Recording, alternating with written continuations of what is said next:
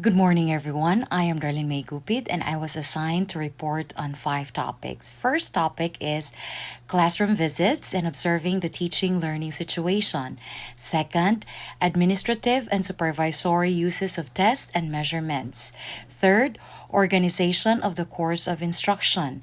Fourth, administration and supervision of extra class activities or ECAS. And the fifth one, the administration of pupil guidance and discipline.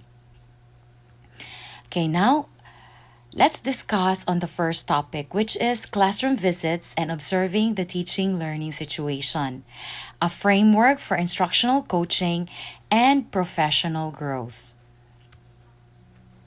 The power of observation, driving instructional excellence, a framework for effective classroom visits. And there are three objectives here. First is to understand the fundamental rationale for structured classroom visits. Second, identify core components of the teaching learning situation to observe. And then outlined effective pre, during, and post observation protocols. Okay, let's start.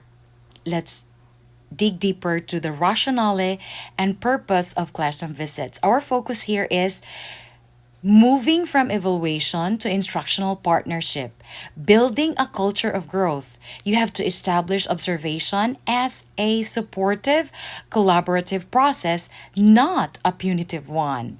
Instructional improvement. You have to identify effective pedagogical practices for broader sharing and replication.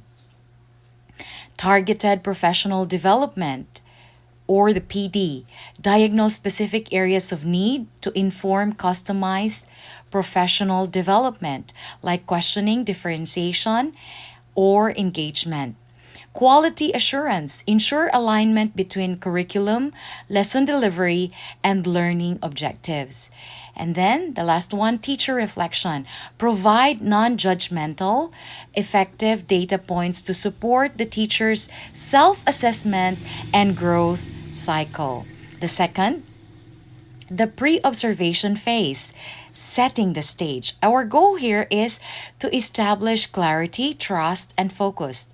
First, you have to communicate intent, clarify the purpose. Like, for example, I am here to observe student engagement in group work, not I am here to grade you. Second is agree on focus areas. Meet with the teacher to determine the specific element of instruction or student activity to observe, like 1 to 2 key items maximum. Third, review the context. Briefly review the lesson plan, learning objectives, and prior student knowledge. Fourth, confirm logistics. Agree on entry, exit, and data collection method. Like, for example, I will be using a script to capture dialogue and I will sit on the back corner. And the fifth one is to emphasize non intervention. Commit to passive observation unless student safety is compromised. The third one is during the visit. Key observation categories. Your focus here is the interplay between teaching, learning, and environment.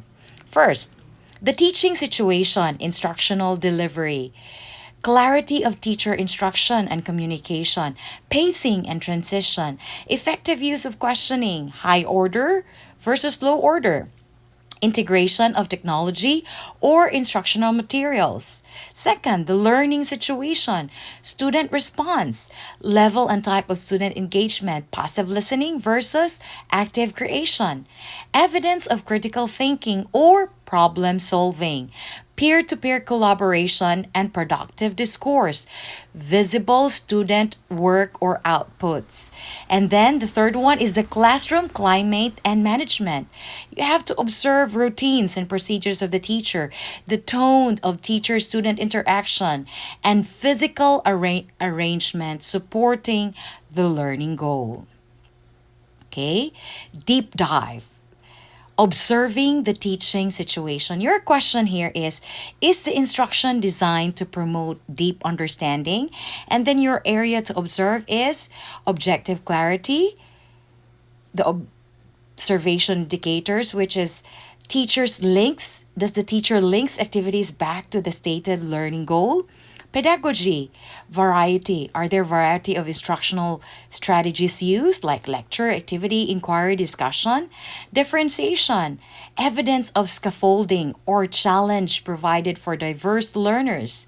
Feedback quality, timeliness and specificity of feedback given to students during the lesson. And the wait time. Does the teacher allows adequate time for students to process and formulate responses?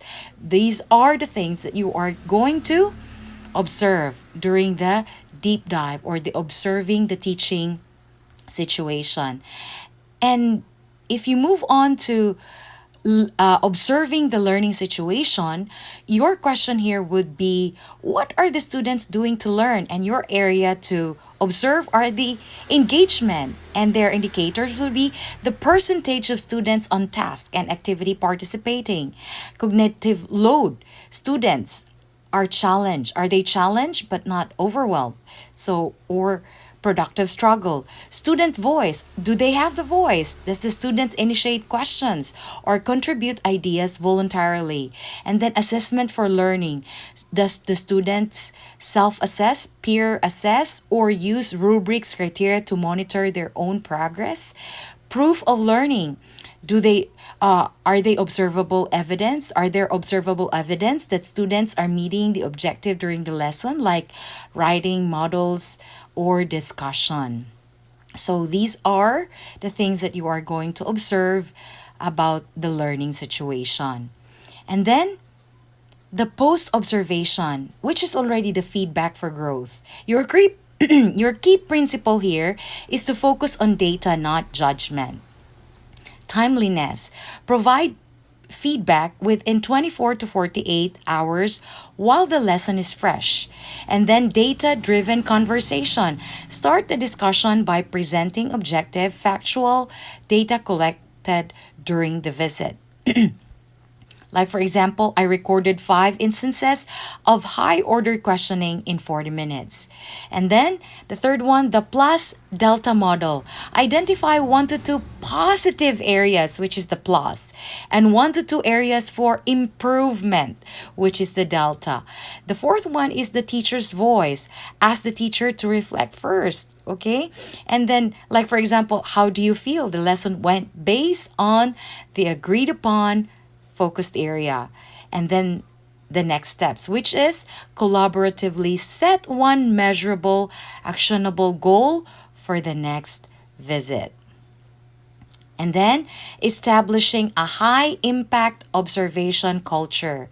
Frequency over duration. Short, frequent 10 to 15 minute walkthroughs are often more effective than infrequent long observations. Focused lens. Always look for 1 to 2 elements. Trying to see everything results in seeing nothing clearly. Use protocol. Employ standardized forms or scripting tools to ensure objective data collection. Follow up is critical. You have to ensure that goals set in the post observation conference are reviewed in subsequent visits. And lead by example. Observers should model the reflective practices they expect from the teachers.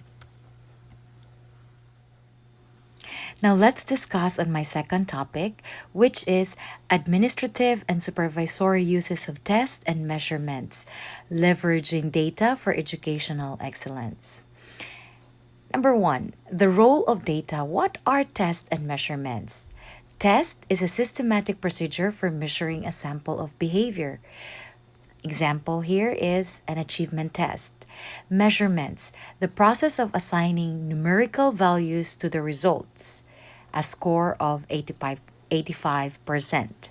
Purpose, to provide objective, quantifiable data to inform educational decisions at 3 levels, which is administrative, the policy, budgeting, and accountability. Second, supervisory, curriculum, instruction, and professional development. Third, instructional, classroom teaching and student grouping. Okay, let's learn more about the administrative uses part 1. This is a program evaluation and planning. Program effectiveness. This is assessing the overall success of major initiatives. Remedial math, new reading programs like in our school these days, we have oral program for those students who needs to improve in their reading. Decision. Should the program be continued, modified, or terminated? So there should be a question or whether to continue that program or not. Resource allocation, justifying budget requests and distributing resources based on demonstrated need or proven performance results. Staffing, technology, materials. Institutional goal setting, establishing measurable long term performance targets for the entire school or district. And then public accountability, reporting institutional performance to school boards, government agencies, and the public. The third one is the administrative uses, part 2, personal and policy, personal decisions and accountability. Personal performance, you have to, this is in utilizing student growth data, among other factors, as an objective input for teacher administrator evaluation, tenure or contract renewal decision, merit pay or incentive programs. Comparative analysis, benchmarking the institution's performance against regional, national, or peer standards. And the policy formulation. This is gathering, these are the data that provides the evidence base for creating new policies, like example, mandatory tutoring, changes to grading structures. And then, supervisory uses, part 1, instructional improvement, curriculum and instruction guidance, diagnostic analysis, identifying system-wide or cohort-specific weaknesses in learning objective. Example, all 7th graders struggle with probability concepts. Curriculum alignment, ensuring the taught curriculum matches the intended standards and identifying gaps or redundancies. Pacing and scope review, using unit test data to determine if the instructional pace is appropriate for student mastery. And then teacher feedback, providing objective data to teachers on their class-wide performance to guide immediate adjustments to teaching methods. Supervisory uses, part 2, which is the professional development. This is targeted professional development, identifying professional development needs, aggregating student performance data to pinpoint areas where teachers require specialized training or skill building. So your focus here is training should target instructional methods correlated with low student achievement scores. Coaching and mentoring, using classroom observation and assessment results to inform one-on-one coaching sessions with individual staff. And then data literacy training, ensuring all staff, especially supervisors, can correctly interpret statistical data, like for example, standard deviation, percentile ranks to prevent misapplication. And then challenges and ethical consideration. This is the critical data usage. Validity and reliability. This is ensuring assessment tools are accurate and consistent. Using valid data leads to poor decisions.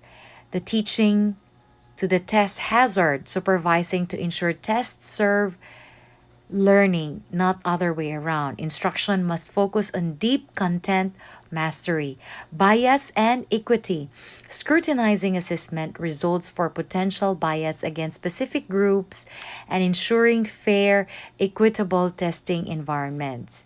And the last one is about data confidentiality, maintaining strict ethical and legal compliance when handling sensitive student and staff performance records like RA 10173 and DO number 54 series 2016.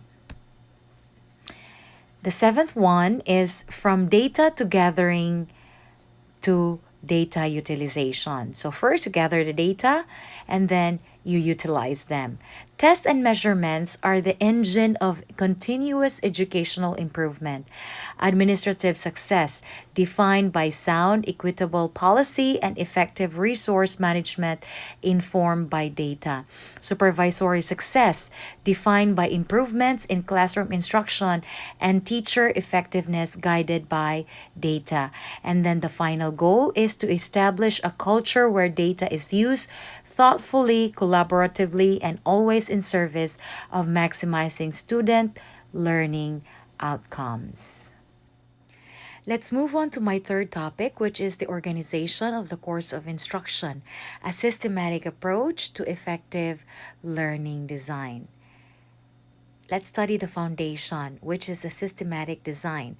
What is course organization? It is the process of systematically planning, developing, and evaluating learning experiences to ensure they meet defined instructional goals and student needs. The key principles here is the goal-oriented. Everything relates back to the desired learning outcome. Second is the student-centric, which focuses on the needs, prior knowledge, and context of the learners. Then the third one is iterative, which is it's a design that is a cycle of continuous improvement based on feedback. Now let's study the phase one, which is the analysis and planning, the why. Determining needs and context, this phase establishes the foundational requirements of the entire course. So, the component here are the needs assessments, which focuses on identifying the gap between current and desired performance. And the key questions in this is, what problem are we trying to solve? So that's the assessment. Then the second one is the audience analysis. You will focus here on understanding the learners, prerequisites, motivation, learning styles, and the context. And your question will be, who are the students and what do they already know? Then the third one will be your goal definition, which focuses on the area of establishing the broad, high-level purpose of the course. And your question will be, what is the ultimate purpose of this instruction? And then we will move on to the phase two, which is design and structure, the what. This is blueprinting the learning experience. This involves translating high-level goals into concrete plans and content structure. First is the instructional objectives. Define measurable, achievable objectives using action verbs. Example, students will be able to analyze a case study. Not students will understand the concept. Use the ABCD model: audience, behavior, condition, and degree. The second will be the content sequencing and organization. You have to create a logical outline, which is modules, units, and topics. This is a structured content flows, simple to complex, known to unknown, or chronological. And the third one is assessment strategy. This is to determine how learning will be measured. It should be quizzes, project, or exams. This is to ensure alignment. The assessments must directly test the instructional objectives.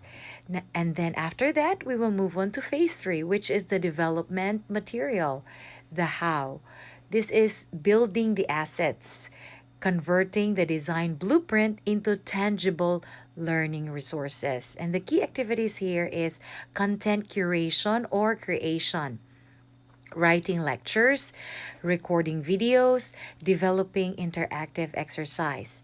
Media production, ensuring visual aids, graphics, and multimedia are high quality and accessible. And then the third one will be instructional strategy integration. This is in embedding active learning, group work, and reflection points.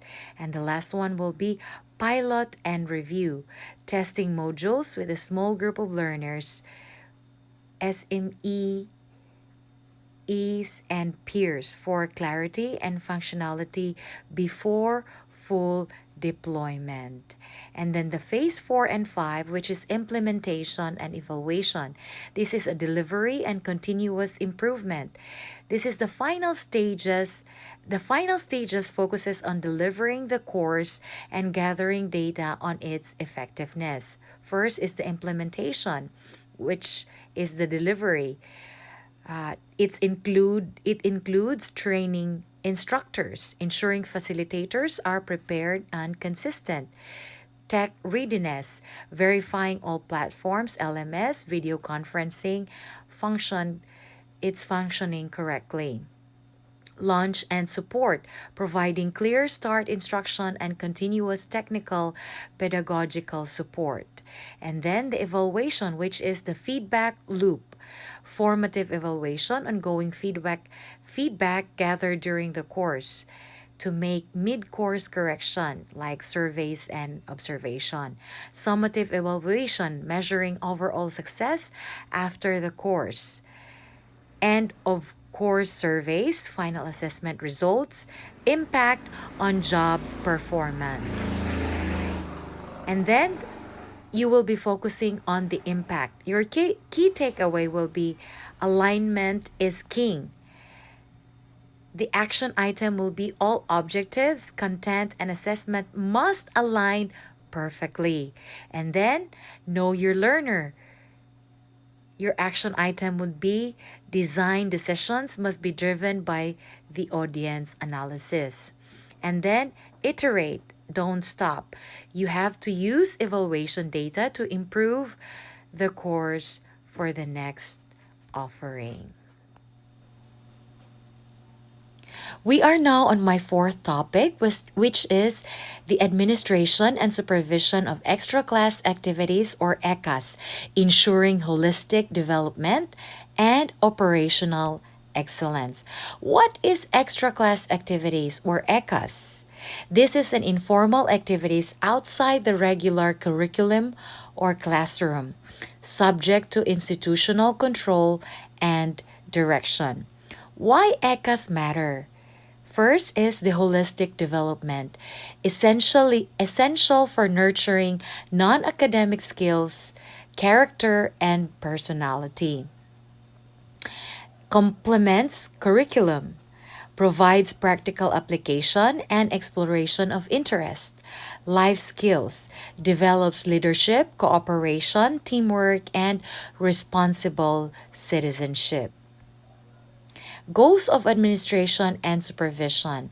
Primary goal to maximize the educational benefits of ECAS for every student while ensuring efficient their safe and efficient operation. Ensuring holistic development, foster positive values and ethics like fair play or and responsibility. It promotes diverse participation and skill acquisition. Provide opportunities for leadership and self-discovery. Achieving operational excellence. Ensure effective planning and resource allocation. Maintain safety, security, and compliance with policies, and provide constructive guidance and evaluation to activity sponsors and leaders. Now, the key administrative function are first, planning and policy formulation. Define the scope and variety of activities, establish guiding principles aligned with the school's mission, develop clear policies on eligibility, finance, and conduct. Second, organization and staffing. Appoint qualified and interested faculty, sponsors, or coaches. ensure a balanced distribution of responsibilities, establish a manageable organizational structure like student councils. And the third one would be resource management, finance, and facilities. Develop a transparent budget for activities, manage fundraising and fees ethically, and schedule and allocate appropriate facilities and equipment. Now, the key supervisory function. First, guidance and professional development. They provide training and resources for faculty sponsors, offer structure feedback rather than domination, help sponsors align activities with educational outcomes. Second, monitoring and evaluation. Assess the effectiveness of activities in meeting student needs and goals. Observe activities regularly but non intrusively. Collect feedback from students, sponsors, and students. Conflict resolution and discipline. Address issues promptly, fairly, and consistently. Ensure all activities adhere to school rules and safety protocols. Use supervision to prevent harmful pursuits.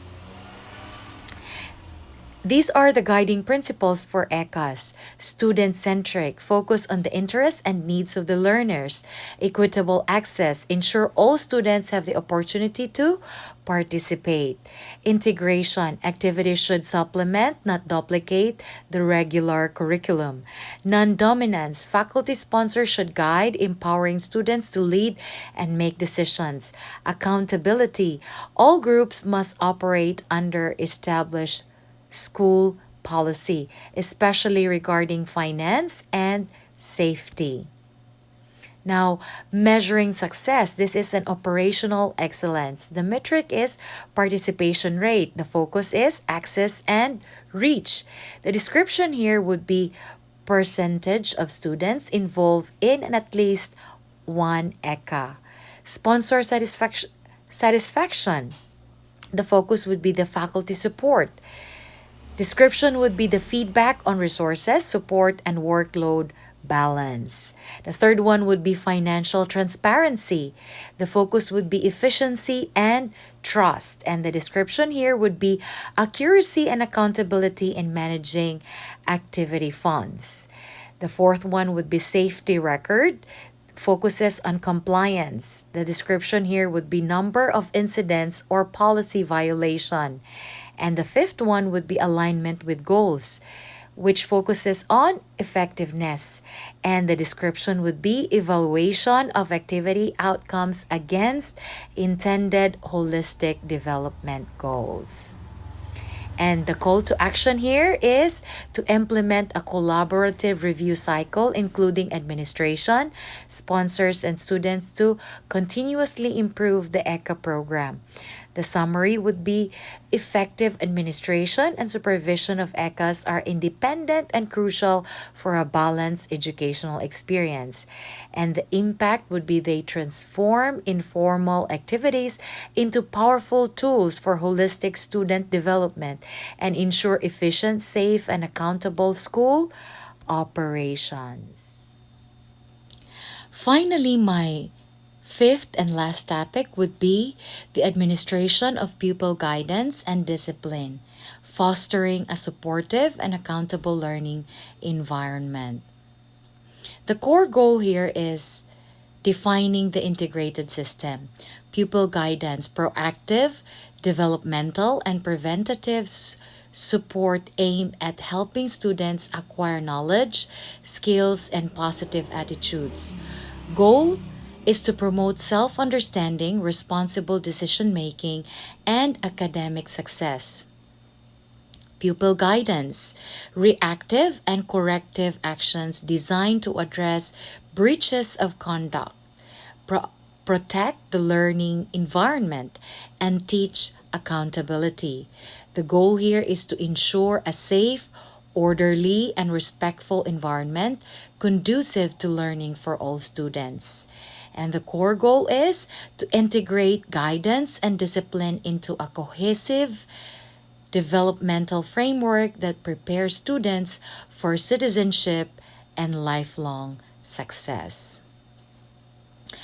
Foundational principles of administration: fairness, consistency, and development.